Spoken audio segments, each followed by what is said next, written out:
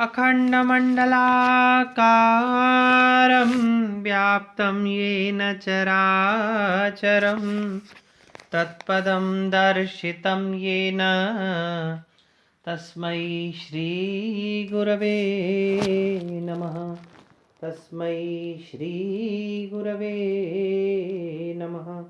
तस्मै श्रीगुरवे नमः। प्रिय विद्यार्थियों, हम आज स्वप्न वासवदत्तम की कथा वस्तु के विषय पर चर्चा करेंगे। मगध की राजकुमारी पद्मावती अपनी मां के दर्शन के लिए तपोवन में आती हैं और कंचुकी के द्वारा घोषणा करवाई जाती है कि इस आश्रम में रहने वाले या तपोवन में रहने वाले या इस जंगल में रहने वाले लोगों को जिस भी प्रकार की आवश्यकता हो, जिस वस्तु की आवश्यकता वो आकर के मांग ले।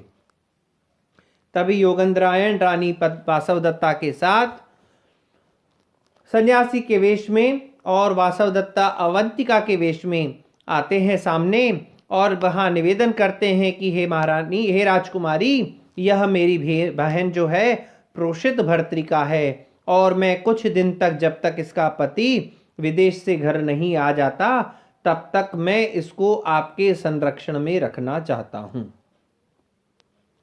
तब पद्मावती वस्तुतः न्यास की रक्षा कठिन है, तथापि वचनबद्ध होने के कारण से उसको स्वीकार कर लेती है। और तभी वहां पर एक ब्रह्मचारी आता है जो लावणक ग्राम के अग्निकांड का वहां पर विवेचन करता है। ब्रह्मचारी के मुख से राजा उदयन का पत्नी प्रेम सुनकर सभी प्रभावित हो जाते हैं। ब्रह्मचारी चला जाता है और योगेंद्रायण भी रानी पद्मावती को वासवदत्ता के संरक्षत्व में छोड़ करके वहां से चला जाता है। द्वितीय अंक में ऐसा होता है, पद्मावती और वासवदत्ता गेंद खेलती हुई दिखाई देती हैं और दोनों के बीच वार्तालाप चलता है और पद्मावती के विवाह की चर्चा छिड़ जाती है। चेटी कहती है कि हे राजकुमारी, वत्सराज उदयन के गुणों पर मुग्ध है। उसी समय धात्री आकर कहती है कि किसी कारणवश महाराज उदयन यहाँ आए हुए हैं और महाराज दर्शक ने उनके साथ अपनी बहन पद्मावती के विवाह का निश्चय किया है। महाराज उदयन ने भी इसको स्वीकार कर लिया है। और अन्य दासी सूचित करती है कि महारानी का आदेश है कि आज आप लोग शीघ्रता करें, क्योंकि आज ही कौतुक मंगल का शुभ नक्षत्र है। तृतीय अंक में मगध के राजमहल में पद्मावती के विवाह की धूमधाम दिखाई देती है। वासवदत्ता यह दृश्य देख करके बहुत व्यथित हो जाती है और अपने मन को बहलाने के लिए प्रमदवन में आती हैं। तभी एक दासी वहां आकर वासवदत्ता को पद्मावती के विवाह की माला गूंथने के लिए कहती है और उस माला में 2 प्रकार की औषधियों, एक अविधवाकरण और सपत्न मर्दन नामक 2 औषधियों को गूंथने का निवेदन करती है। पद्मावती के विवाह की माला गूंथते हुए वासवदत्ता उसमें अविधवाकरण की औषधि तो गूंथती है और सपत्न मर्दन नहीं गूंथती है। तब दासी के पूछने पर तर्क देती है कि पद्मावती की सौत तो मर चुकी है, अब इस औषधि के इस माला में गूंथने की आवश्यकता नहीं है। दूसरी दासी आती है, माला लेके चली जाती है और वासवदत्ता अपने दुखी मन से सोने के लिए चली जाती है। चतुर्थ अंक में पद्मावती वासवदत्ता और चेटी के साथ प्रमदवन में घूमने के लिए आती है। उसी समय विदूषक जो वसंतक है, वह भी उदयन के साथ पद्मावती को खोजते हुए वहां आ जाते हैं। राजा को देख सभी अर्थात वासवदत्ता, पद्मावती और चेटी लता मंडप में छिप जाती हैं। राजा भी घूमते घूमते वहां पहुंच जाते हैं। पद्मावती के कहने पर चेटी लताओं को हिला देती है, जिससे भ्रमर उड़ने लगते हैं और भ्रमरों के डर से राजा और विदूषक लता मंडप के बाहर ही एक शिलाखंड पर बैठ करके बातें करते हैं।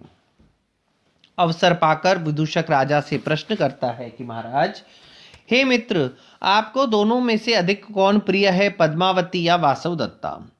धर्म संकट में आकर के राजा विदूषक के अत्यंत आग्रह पर कहता है कि यद्यपि पद्मावती रूपशील और माधुर्य के कारण से मुझे प्रिय है, किंतु फिर भी वह वासवदत्ता में आसक्त मेरे मन को आकृष्ट नहीं कर पा रही है। यह सुनकर के लता मंडप के पीछे बैठी हुई पद्मावती और वासवदत्ता दोनों प्रसन्न हो जाती हैं। राजा भी विदूषक से यही प्रश्न कहते हैं और विदूषक दोनों ही प्रिय हैं यह कहकर के इस प्रश्न को टालता है, किंतु राजा के आग्रह पर कहता है कि वासवदत्ता मुझे बहुत अधिक प्रिय हैं, किंतु पद्मावती तरुणी क्रोध और अभिमान से मधुर रहित हैं तथा मधुर भाषिणी और उदार हैं, किंतु वासवदत्ता का विशेष गुण था कि वह स्वादिष्ट भोजन लेकर के मुझे ढूंढती रहती थी। वासवदत्ता के स्मरण से राजा की आंखों में आंसू आ जाते हैं और राजा विदूषक जो है राजा का मुंह धोने के लिए पानी लेने के लिए जाता है। तभी वासवदत्ता पद्मावती को राजा के पास भेज देती है और विदूषक आ जाता है। पद्मावती विदूषक से पूछती है कि महाराज की आंखों में आंसू कैसे आए हैं। इस प्रश्न से घबराकर विदूषक बात को संभाल लेता है और कहता है कि हवा के झोंके से पुष्प के परागकण राजा की आंखों में गिर गए हैं, इसीलिए राजा की आंखों से आंसू बह रहे हैं। पद्मावती राजा का मुख प्रक्षालन करवाती है और वो सब लोग वहां से चले जाते हैं। पंचम अंक में पद्मावती सिर की पीड़ा से व्यथित है और पद्मावती के सिर के दर्द का समाचार सुनकर राजा विदूषक के साथ उसे समुद्र ग्रह में देखने के लिए जाता है, क्योंकि वहां पर पद्मावती समुद्र ग्रह में मन को बहलाने के लिए अपनी शिरोवेदना के कारण से अपने मन को बहलाने के लिए समुद्र ग्रह में जाती है, किंतु वह वहां जाती नहीं है। पद्मावती की शैया को खाली देख करके राजा वहां बैठ जाते हैं और प्रतीक्षारत राजा को वहां नींद आने लगती है। विदूषक उन्हें कहानी सुनाने लगता है। कहानी सुनाते सुनाते राजा को नींद आ जाती है और उन्हें कुछ शीतलता का अनुभव होता है। शैत्य के अनुभव के कारण से विदूषक चद्दर लेने के लिए चला जाता है। उसी समय वासवदत्ता भी पद्मावती का कुशल क्षेम पूछने के कारण से वहां आती है और शैया के एक भाग में सोए हुए राजा को पद्मावती समझ लेती है और उसी पलंग पर उस शैया पर किनारे पर सो जाती है। राजा स्वप्न में अचानक से राजा स्वप्न देखते हैं और स्वप्न में हाय वासवदत्ता, हा वासवदत्ता, तुम मुझसे बात क्यों नहीं कर रही हो, क्या तुम मुझसे नाराज हो?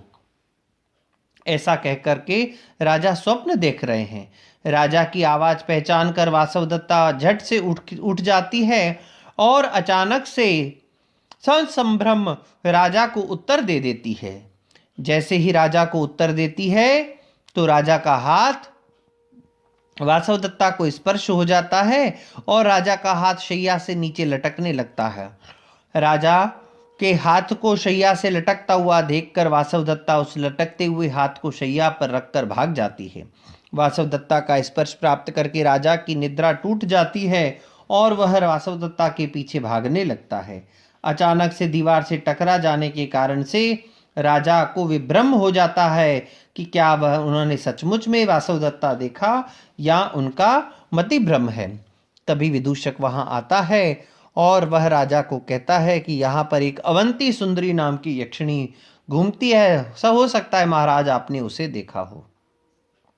तभी कंचुकी आता है और कहता है कि आरुणी पर आक्रमण करने के लिए आपकी सेना रुममान के साथ आ गई है।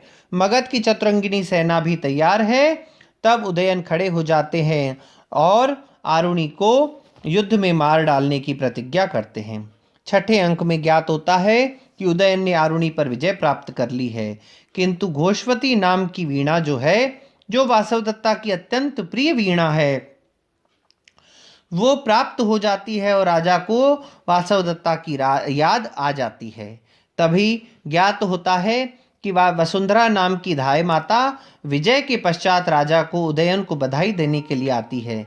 राजा से मिलकर कुशल क्षेम पूछकर उन्हें वासवदत्ता का चित्र अर्पित करते हैं। जब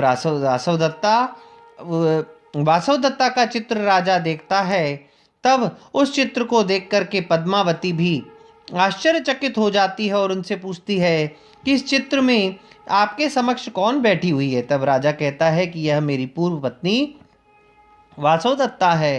तो तब पद्मावती कहती है कि इस चित्र के जैसी एक स्त्री मेरे यहाँ भी रहती है, और एक ब्राह्मण उसे अपनी बहन कहकर प्रोषित भर्तृका कहते हुए उसको मेरे पास धरोहर के रूप में रख के गया है। वह दूसरे पुरुष को नहीं देख सकती है। आर्या वसुंधरा तब राजा के निवेदन पर उनकी जो वसुंधरा धाय माता है वह वहां जाती है और उनको देखने का प्रयास करती है। इसी बीच सन्यासी के वेश में योगेंद्रायण आता है और अपनी धरोहर की मांग करता है। वसुंधरा की उपस्थिति में धरोहर को लौटा देने के लिए वत्सराज उदयन पद्मावती को उसे लाने के लिए कहते हैं। पद्मावती के साथ आई हुई वासवदत्ता को देख करके धाय माता वसुंधरा चौंक जाती हैं, आश्चर्यचकित होकर के और कह उठती हैं कि अरे ये तो हमारी पुत्री वासवदत्ता है। राजा भी कहते हैं कि यह निश्चय ही यह हमारी वासवदत्ता है। किंतु योगेंद्रायण कहते हैं कि महाराज आप धर्म रक्षक हैं, न्यायपालक हैं, आप मेरी बहन को बलपूर्वक नहीं रख सकते। किंतु योगेंद्रायण की आवाज को पहचान जाते हैं राजा और उसे अपना कृत्रिम रूप हटाने को कहते हैं। दोनों राजा से क्षमा मांगते हैं। वासवदत्ता कह उठती है कि आर्यपुत्र की जय हो, और अंत में सब मिलकर के प्रसन्न हो जाते हैं।